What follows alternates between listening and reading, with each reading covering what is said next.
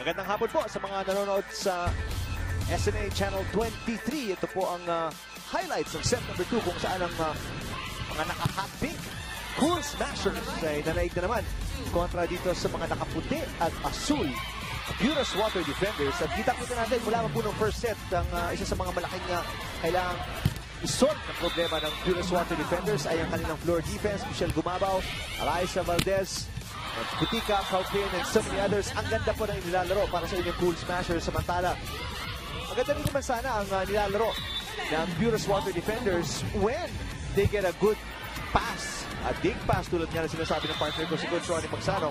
Pero most of the time po talagang hirap silang makuha yung opensa nila Eliza Valdez. Kaya nga naman hindi sila makapuntos. Kung makapuntos man, manaka-naka. Kaya hindi sila makahabol pag natatambakan sila ng 5 ng Cool Smashers. Nakita po ninyo ang ating venue. Ang ganda at ang tugtugan din. Medyo disco dancing tayo ngayong Sabado ng hapon. Putika Kaupin, a very solid play along with Nicolina Asterik, ang kanilang import ng Cool Smashers. Samantala, nakikita natin ang mga numero dito in terms of blocks. Purus Water Defenders nakakabawi dito after getting out-blocked in the first set. Pero service aces lamang ng 4 ang Cool Smashers. And then, ang dami pong errors ng Purus Water Defenders. Yun nga, nagsisimula yun sa kanilang reception, sa kanilang digs. So far, hirap na hirap sila against the attacks ng Cool Smashers. Set number 3 po tayo. Magandang hapon sa mga nasa Twitter. Si Glyza, na fan ng Cool Smashers, binabati tayo at tuwang-tuwa siya na ang ganda ng laro so far. Eliza Valdez.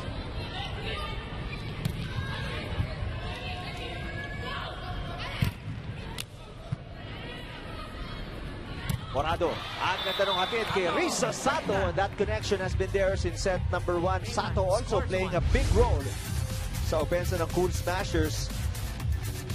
Dami niya nakahanap na butas sa depensa ng Purus Water Defenders. And talaga nag-capitalize sila sa mga errors. Positioning errors, yung coverage errors ng Purus Water Defenders. What a dig para kay Atienza.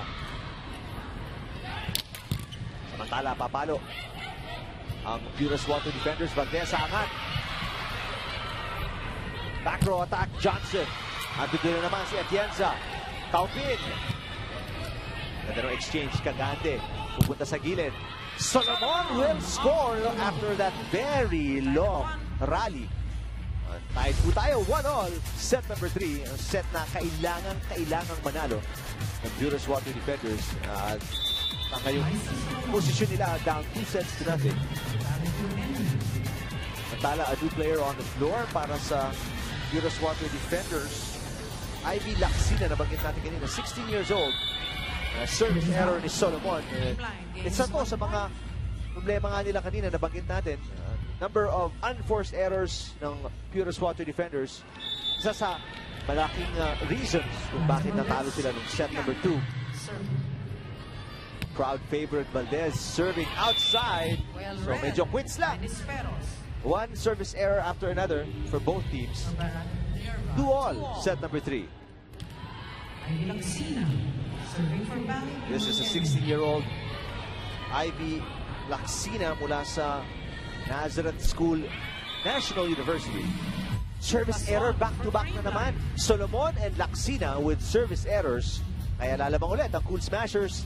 3-2. The margin for error here in the third set for the Water Defenders is razor thin. They have lost the first 2 sets. They don't have momentum here in the third set. Minimal errors will help them a lot, but more than that, they have to play better together. Defensively first, and then, katulad ng huling palo para sa kanila, para maka-launch sila ng mahusay na opensa. Dahil offensively, I think they're really, really good. Yung quickness lang, sa kanilang coverage, sa kanilang transition defense, that has to improve and be better against probably the top team right now in the competition, the Cool Smashers. So, at 4 wins, 1 loss. Wow. Wow. Dinig tayo, Coach Ronnie. Galing. Yun nga, pinapakita nila. Kung makakakuha sila ng maganda reception, good passing, they can come up with offense like that. Right. And the pride of Davao was only 18 years old. 2-time UAAP MVP. You'll see the reason why. Grabe ang power. Yun lang. Tignan nga natin ang ranking nila sa service efficiency. Talk about the water defenders. They are at number 4. Kaya lang hindi nakasukat kasi rito yung number of cases. So you have to take a look at the service faults, service errors, so you can measure the percentage that they have. Nice pass. Overpass rather. Perfect pass. Johnson and Matthews combined for the block. Kita may reaction ni JJ Johnson. Alam niya, critical yun eh. So hindi sila pumunta sa opensa, tinrabaho nila sa depensa, and that's a block all the way. O pwede mo sabihin, a block made in America. Connection from Michigan to California. Pero tatlo yan, sunod-sunod na. Solomon, Laksina, and then Johnson. Inasa ko na itong information sheet ni Ivy Laksina kasamang Eric. Only 16 years old. From Pampanga. Tinanghal lang best middle blocker. Sorry, I stand corrected. 18 years old. Samantala, Asteric, puputos kontra kay Matthews. Panoorin natin, napakagandang angle kinuha niya rito. That quick play. Nakita mo off-center. Once again, away from that giant defender. Laki ni Matthews talaga eh. Speaking of Matthews, Matthews may push. Kaupin may dig. Kaupin papalo back row. Solomon. Morado. Valdez. Nice pass. Ganda ng dig para kay Johnson. Disperos. Another good rally. Asteric. Wow. Itinaas lang ni Gia on that slide play. Running hit scored by Asteric. At natutuwa ka sa bilis niya, Coach Ronnie. Ako natutuwa ako dun sa chemistry nila. Natutuwa talaga ako how they try to get each other to play better because laking bagay nun eh. Yung bonding, yung having each other's back. It's extremely important. And so far, Matthews is at 61% attack accuracy. JJ Johnson is at 7 of 22 for 31%. On the flip side, Eliza Valdez, 8 of 16, 50%. Wow. And Kutika Kaupin, 7 of 20 for 31.8%. 6 serving 7. Valdez block. Pero outside ang talbog mula sa kamay ni Laksina. 2-point lead. Sakit yun, ha? For the Cool Smashers. Kontra sa Purist Water Defenders, set number 3. Ayun, nasa likod natin mismo actually. Alam mo ba kung gaano kahusay mag-basketball? Nabanggit mo nga, Coach Ronnie, ano? Isa sa mga unang rookie of the year yan sa professional basketball. Also from Pampanga. Really, really good during his prime.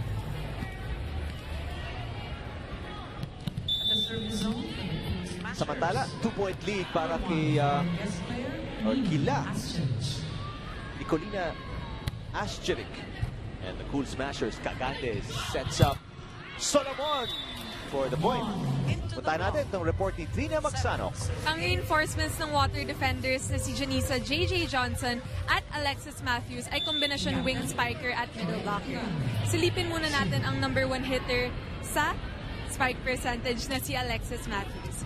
Si Alexis Matthews ay bahagi ng Division 1 NCAA team sa US na Michigan State Spartans. Isang honorable mention All Big Ten selection in her final year.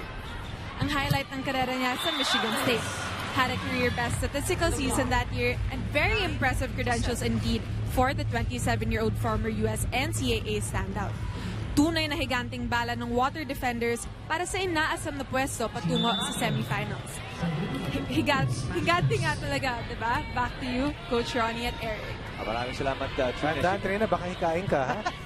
Parang 5'8 lang to si Janessa Johnson, pero talagang with the way she jumps and yung aggressiveness niya, Coach Ronnie, ibang klase. Oo, totoo yan. At tinitignan ko yung credentials sila rin, talagang kikilabutan ka kasi hindi lang magagaling sa abroad dahil Division 1 players eh. Pero yung mga competition that they have gone to all around the world. Yes. Hindi biro yung mga nilalaruan nila eh. Para makalaro mo, makasama mo. Yan lang naman yung gusto mo eh sa karera. Being able to play against the best, not just in the region, but in the global stage. And we mentioned Johnson. Tinulungan niya yung kanyang koponan mag-champion sa France. At ang tumulong sa kanya para makarating dito, Crystal So, reverse. Crystal Oh. At nakita mo yung spin dun sa palo ni Eliza Valdez. I don't know if you can call that a top spin dahil sa gilid niya pinektusan. Away from the diggers, away from the floor defenders. At 3-point lead pa rin para dito sa Cool Smashers.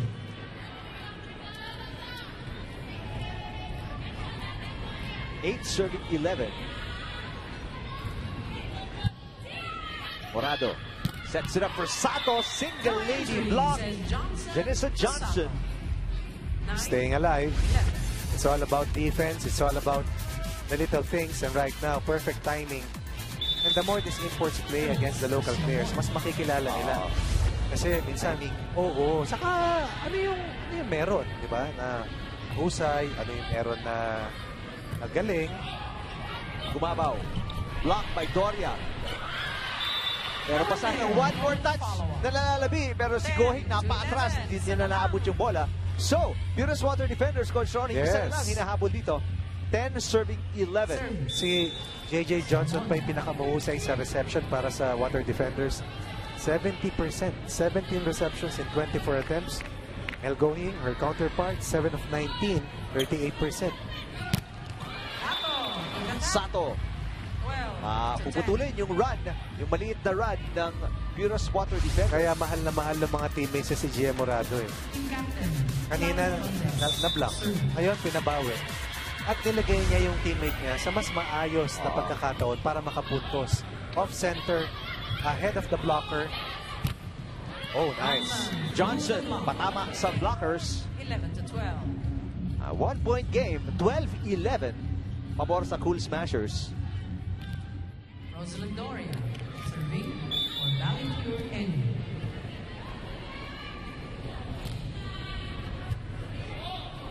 Morado. Sa gitna, Kaupin against two blockers and Kutika Kaupin. 13-11. Talaga namang pinapamalas at pinapamangha ang mga Pilipinong manonood. Take a look against the tall 6'3 Matthews. Lusot na lusot. Balik sa dalawa kalamangan ng Cool Smashers at grabe naman, kakaiba naman talaga mag-serve to si Lisa Sato. Parang Usay impetus talaga. ni Coach Ronnie. Parang hindi Usay. mo makuha kung paano, pero bumagsak sa tapat ni Matthews sa harap. Maski nung bago pa lang yan dito na naglaro para sa under 18 or under 19, yan na talaga yung taglay niyang galing. Very steady. Parang drone eh. Gumabaw against two blockers down the line outside. Ball is out. Point and serve for Balipure and you.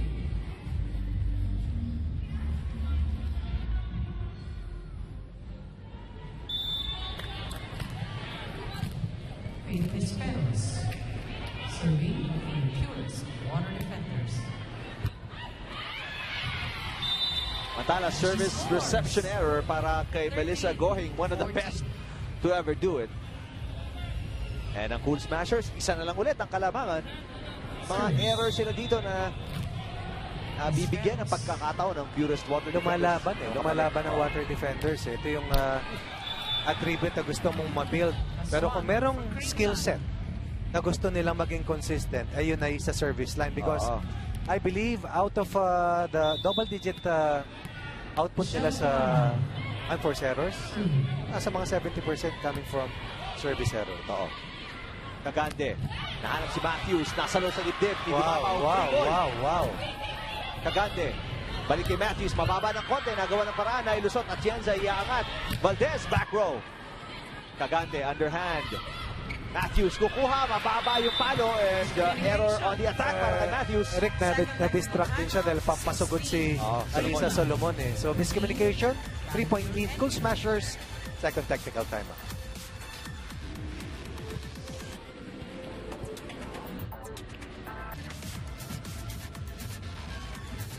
Atake si Matthews. Tingnan natin yung exchange dito sa pagitan ng dalawang komponan.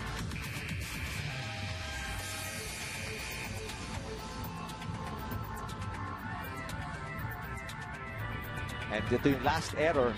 Matthews, a standing attack na hindi tumawid sa net. And kung gaano karami unforced error sila in set number 2, parang gano'n umahabol yung set number 3, Coach. Yun, totoo yan. At si Hayes, ayan na si Ate Faith Solomon. Daming fans, ha? Dahil fans, sali naman. Ang bilis daw ng bola ni Kutika. Ako, mas mabilis po pag nandito kayo sa loob. At yan, sample pa lamang yan. Last year pa natin nakita kung gaano kabilis, kalakas at katulin ang mga palo ni Kutika. Gusto ko manalo Creamline. Pero gusto ko din makita mga powerful spikes ni Janica Johnson. Yang gusto mo, binibigay nila sa'yo. Ang gusto naman namin, makasama ka dito. Ang ganda daw ng digs ni Kyla Atienza. Galing, oo. Hashtag PVL on ABS-CBN. Grabe si Santos, sabi ni James, ang lakas.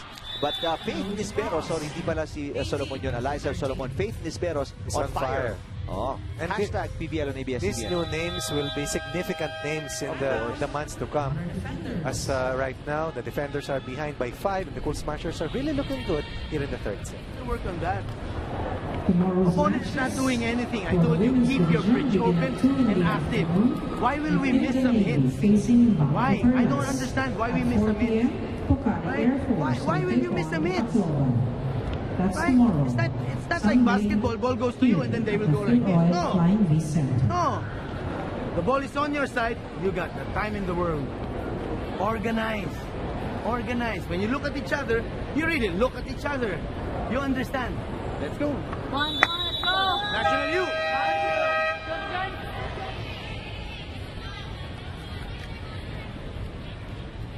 Coach Babes Castillo, siyempre, papaalala lang sa kanyang koponan na bakit tayo magkakamali ng gano'n, bakit gano'n ang ating mga resulta ng ating laro. We're trying so hard to do better. Kaya nga, ganda ng serve, Michelle Gumabaw. Over-receive. Para kay Nierva. Nierva will get it again. Gagande. Johnson. Block na naman. And this time sa kabila, Belen. Inabol ni AJ Amorado. Valdez. Over-receive. Good defense by Belen, but good defense. Asterisk. Bitin na bitin. Bitin na bitin. 14. Alam mo kung ano pa yung isang kahusayan ni JJ Johnson? Playing beach volleyball. Sa kanila pala ang tawag sand volleyball. Sand volleyball. Oo. Decorated sand volleyball player sa Estados Unidos. To be exact, sa Long Beach State. Long Beach State, that's right. Aray. Over-receive. Oy, pero tatawagan ng net Net touch. violation. Oo, si Matthews. Ito na si Gemma Galanza na kanina pa inaantay. Ayun, meron palang Miggy. Rick, meron eh. May tart, may streamer siya. Ganda ha, dalawa ha. Sabay pinagawa yan, Rick. Meron pa pangatlo, Queen, Gemma. Oo. And Kaupin may service ace. And now, 6 na, Coach Ronnie, ang kalabangan ng Right. Coach Smashers. And suddenly, the juggernaut is on. Separation, big cushion. Right now, as a Kumunoy, slippery slope kinalalagyan ngayon ng water defenders. Yung pagkapit, napakahirap. Another good serve mula kay Kaupin. Back row, Johnson, may push. Ganda. Nope, hindi naaabot si Atienza doon. Buka pa. Ang water defenders, but the Goal Smashers, merciless at this point. Look at this underhand pass. And then a simple push away from the blockers. Nakita mo inilihis. Matthews with a good serve. Asterisk. Nice play. Wow. And these two have really connected well, no? Siguro malaking bagay din yung maagang dumadating para maka-ensayo, makilala yung mga teammates at gumaang na yung loob mo. At higit sa lahat, makapunta sa Canyon Cove para makarelax, no? Yan ang pinakamalaking bagay doon. Oo, yung babad sa tubig, di ba rin? Oo. Ako babad sa araw. So nice. Yes. Very talented spiker, Alisa Solomon. Meron tayong Eliza Valdez para sa Blue Eagles at Cool Smashers. Meron naman tayong Alisa Solomon mula sa Santa Rosa, Laguna. Dating tiga Perpetual sa Binyan. Talaga mga taga-Laguna, magaling talaga yan. Taga-Laguna ka ba? Kaya pala. Pero hindi ka 6'1". 5'11" ka, Rick. Maraming salamat. Nabiyaya mo ako ng ilang inches dito, Coach Ronnie. 5'7" na tayo. Alam mo naman, Rick. Naambunan. Pero ito, Rick, 6 na kalamangan nila Gia Morado. They're only 3 points away from winning once again in 3 straight sets. Na kung saan, meron na silang 3 panalo. That's right. Via 3-set sweep. 7 points ahead, 2 points away from winning their 4th straight game. Itong Cool Smashers. Attitude lang, bata. Okay? Okay ba yung attitude natin? What if, so if we lose, did you give 100%? Right attitude, ball goes right to you. Mike! Done confusion right away. Gives out a big energy. Gives out a statement that I am working here. You understand? So what if you win? So what if you lose? If you don't give your 100%, what's the point? Let's go! National U! A different side ni Coach Babes Castillo. A little more strict ngayon. Siyempre, iba din ang trato niya sa kanya mga You're establishing your building blocks and different way of coaching. High school level, collegiate level, and of course, semi-pro rank. At lahat yan, iba-iba yung pag-imay, iba-iba yung pagbaybay. At pinaka-importante rin, iba-iba yung pag-intindi. The patience that you extend. Another reception error. Equivalent to 8 set points. Equivalent to 8 match points. Match points. Equivalent to probably the 4th straight win para sa Cool Smashers. At ang avalanche of errors hurting the water defenders in this set. Pagkatapos silang dumikit at tumabol, biglang bumitaw sa bandang dulo. Na nakita natin for 3 straight sets kasamang Eric. Nierva talaga nasubukan yung kanyang reception dito sa laro Galing din, magaling itong batang ito talaga. Oh, and that's it. An easy afternoon para sa Cool Smashers, Coach Ronnie, pagkatapos manalo in 3 straight sets sa Fighting Warais. E nandito na naman sila ngayon. To win in 3 straight sets kontra sa Purest Water Defenders na inakala natin ay magbibigay ng konting challenge. Right. Dahil ito nga ang isa sa mga teams na just ranked second sa ating standings. And this will force itong Water Defenders to be at 3-2 while lifting itong Cool Smashers to 5-1. Time out po tayo at pagbalik natin, alamin natin kung siya nating best player of the game. Diyan lang po kayo.